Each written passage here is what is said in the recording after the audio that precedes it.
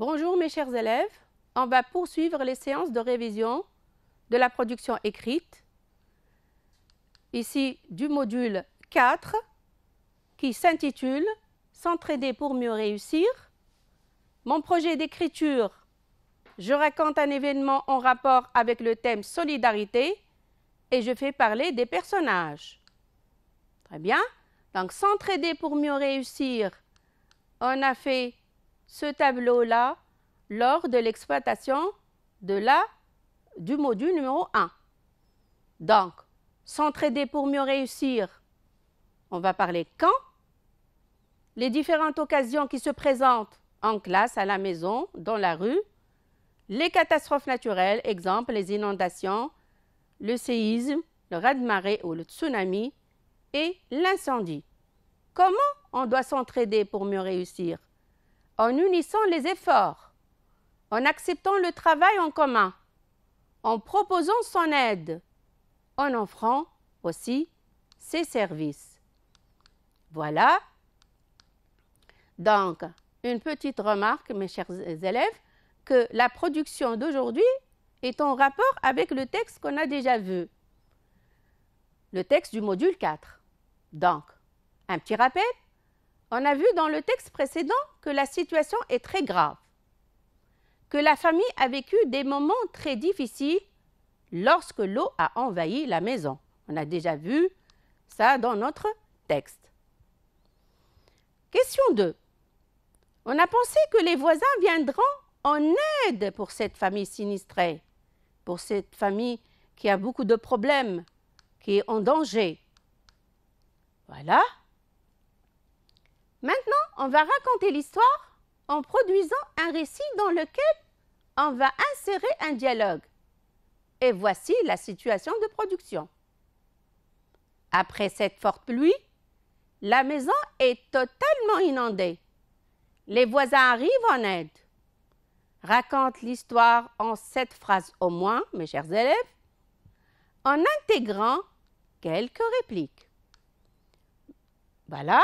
Donc, on va chercher et on va encadrer les mots-clés dans la situation aussi et dans la consigne.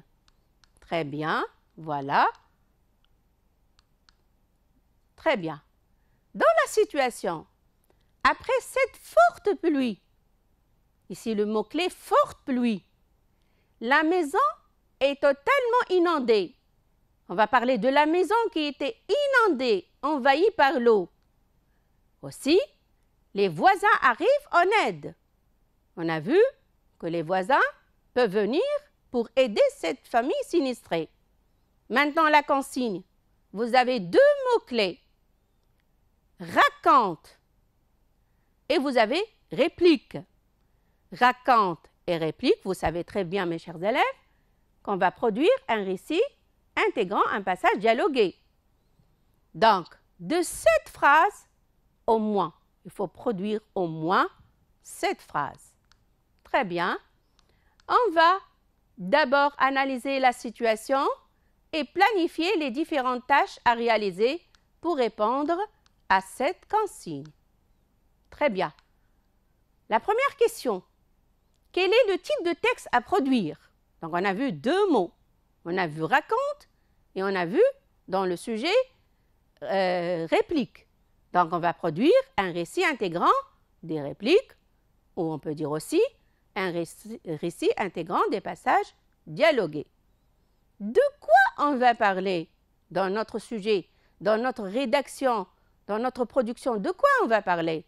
On va parler de la forte pluie, on va parler de l'averse, de la situation de la maison inondée, la situation désastreuse de la maison inondée et envahie par l'eau. De qui je vais parler? Je vais parler de la famille sinistrée ici, la famille ici victime de ces inondations. Et aussi, je vais parler des voisins qui arrivent à son aide, qui viennent pour secourir cette famille. Qu'est-ce que je vais intégrer dans ma production, mes chers élèves? Un dialogue entre la famille et les voisins. Donc, on peut faire le dialogue entre la famille et les voisins. On peut mettre aussi un petit dialogue entre les membres de la même famille, entre la famille et les sapeurs-pompiers. Très bien. Parlons maintenant de la silhouette à produire, de la silhouette du texte à produire. Donc, pour réaliser la tâche et produire le récit intégrant des répliques, nous devons respecter la maquette du récit. Vous voyez le début de l'histoire. Je vais laisser l'alinéa. Je passe à la suite où je vais intégrer ou insérer les répliques, donc le dialogue, à intégrer dans le récit, dans la partie intermédiaire. Et vous avez aussi la fin de l'histoire. Donc je reviens, vous avez 3 parties, le début, la suite et vous avez aussi la fin. Pour réaliser la tâche et produire le récit intégrant des répliques, nous devons respecter, donc, respecter ici, je présente le personnage ou les personnages, le ou les lieux et le moment. Je respecte l'ordre des événements, l'ordre chronologique. J'organise les 3 parties de mon texte qu'on a déjà vu, le début, la suite et la fin. J'évite les répétitions en utilisant les mots de remplacement. Par exemple, la femme, la dame, madame Simon. Donc, on a pas mal de mots de remplacement ou de reprise. J'évite les contradictions. Donc, les contradictions, exemple, mes chers élèves, si je parle au début des inondations, il ne faut pas mettre à la fin, tu parles d'un incendie. Donc, ça, c'est une contradiction. J'intègre un dialogue dans mon récit et on a vu, on intègre le récit dans la partie intermédiaire. Pour réaliser la tâche et produire le récit intégrant des répliques, nous devons respecter les critères de l'insertion du dialogue. Quand je fais parler des personnages, je mets 2 points et je vais à la ligne. J'ouvre les guillemets pour commencer le dialogue. Je vais à la ligne pour chaque nouvelle réplique et je mets un tiret. Ça veut dire quand je change d'interlocuteur, je reviens à la ligne et je mets un tiret. J'indique la personne qui parle à l'aide d'un verbe introducteur de parole, comme dire, comme répondre, comme demander, comme murmurer, comme crier, annoncer, déclarer, ordonner. Finalement, je ferme les guillemets pour terminer le dialogue. Très bien. Maintenant, vous avez, pour mieux réussir la tâche et produire le récit intégrant des répliques, nous avons besoin d'utiliser un lexique. Donc, exemple, la solidarité, l'aide, l'union et le vocabulaire de la boîte à mots. Consolider, partager, pardonner, s'entendre, s'accepter, aimer, dégoûter, ainsi de suite. Vous avez aussi pauvre, généreux, compréhensible, serviable, aimable. Voilà.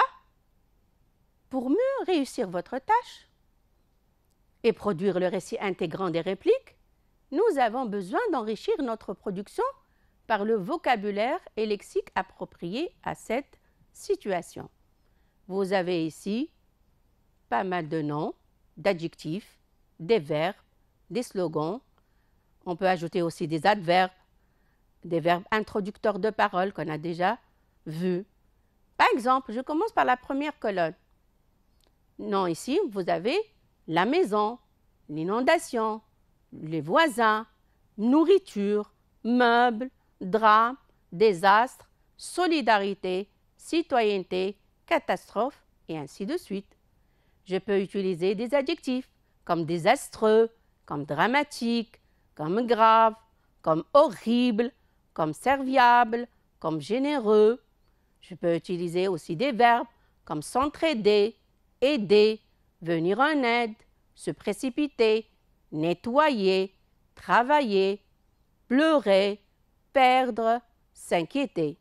Je peux aussi utiliser des verbes introducteurs de parole, répliquer, demander, ajouter, affirmer, crier, pardonner, ainsi de suite. On a aussi des slogans. S'entraider, c'est faire preuve de solidarité et de citoyenneté. Pour vivre ensemble, il faut s'entraider. Personne ne peut vivre seul, chacun a besoin de l'autre. Unir les forces pour le bien de tout le monde. Je peux ajouter aussi un pour tous et tous pour un. Mes chers enfants, ce corpus-là va vous aider énormément à produire votre texte. Bien.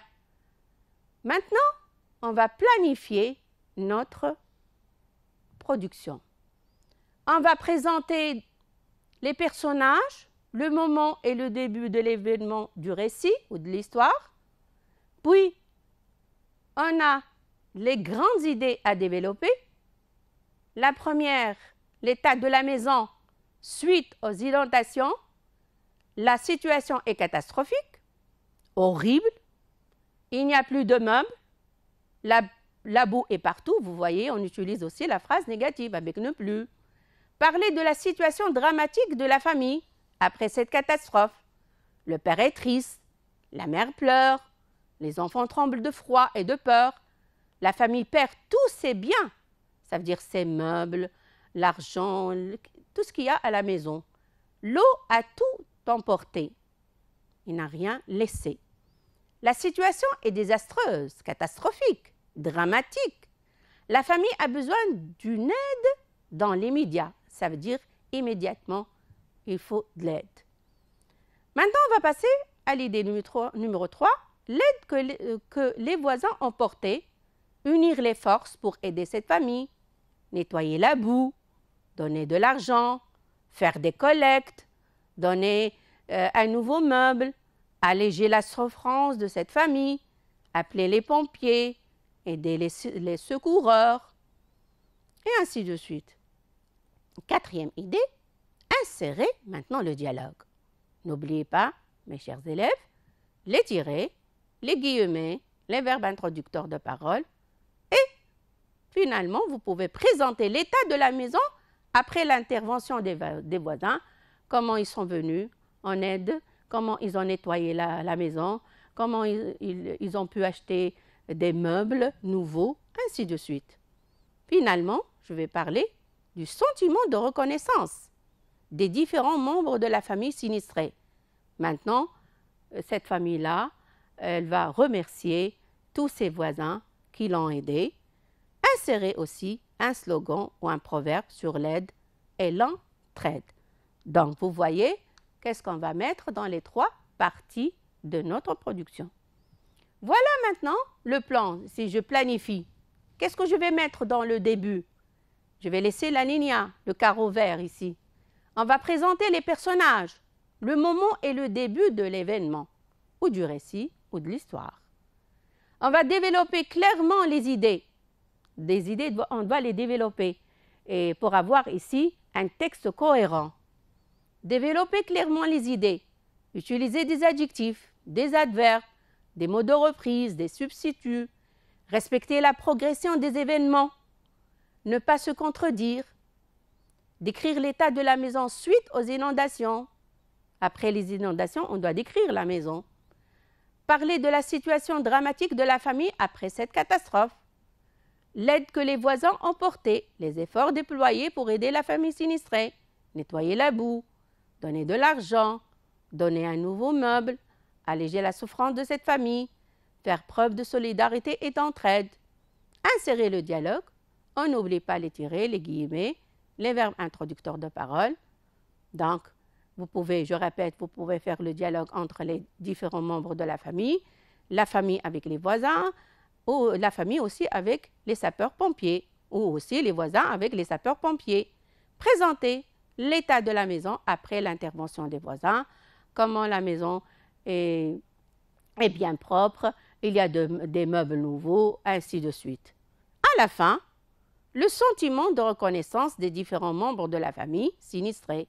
Ils sont contents de l'entraide de ses voisins. Insérer un slogan ou un proverbe sur la citoyenneté et l'entraide. Très bien, mes chers enfants. La leçon a pris fin.